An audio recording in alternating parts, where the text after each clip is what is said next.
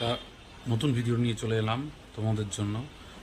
তো আজকে দুপুরের মেনু আমাদের দোকানে এখানে তৈরি হচ্ছে, সব সব আশেপাশে দোকানদাররা মিলে খাবো।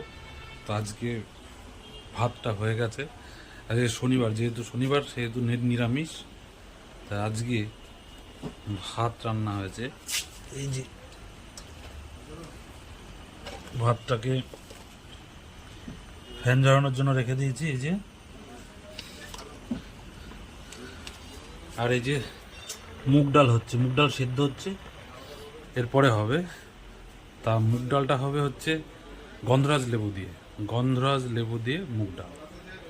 তো এরপরে কি কি করব না করব ভিডিওটা প্রথম থেকে শেষ পর্যন্ত দেখবে, তোমাদের কাছে রিকোয়েস্ট রইল, কাটবে না কিন্তু। আমার ডাল করা কমপ্লিট হয়ে গেছে, ডালের মধ্যে গন্ধরাজ লেবু দিয়ে দিয়েছি।